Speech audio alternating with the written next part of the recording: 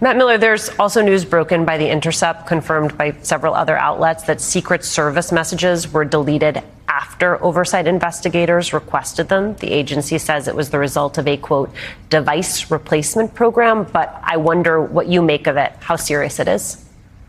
It's very serious. It's obviously completely indefensible by the Secret Service. I mean, remember that the Secret Service, in addition to protecting the president and other dignitaries, is also a law enforcement agency that conducts investigations and demands that subjects under investigation turn over emails and other documents. So if there's anyone you ought to expect to honor a document preservation request, it is a law enforcement agency. Now, we don't know whether it was a deliberate action or whether it was accidental, whether it was part of some, plan to migrate devices, as the service appears to be saying.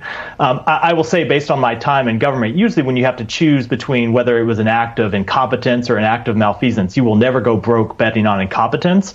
But the bottom line is we don't know the answer, and the Inspector General needs to find out the answer. And whichever it is, as I said at the outset, it is completely indefensible. The Secret Service was put on notice that the committee was investigating and wanted access to these records, and they should have preserved them. And I think it's the latest in a series of actions from an agency that just shows that despite all the men and women there who do really brave and incredible work, it's an agency with a deeply flawed culture at this point. Yeah, Danya, talk to me about the agency. What does this story tell you? Well, as Matt just said, it is a gross dereliction of their responsibilities at best.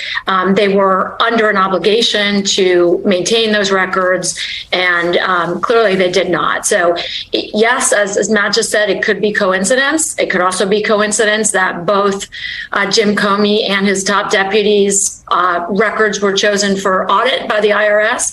But there is a broader pattern here, particularly within the Secret Service, as Matt also just said, that is, as Representative Raskin said, quite chilling. Those words that Vice President Pence spoke, I will not get into that car, I'm paraphrasing a bit, because he was concerned that the Secret Service would whisk him off and not allow him to perform his duties as counting the electoral votes.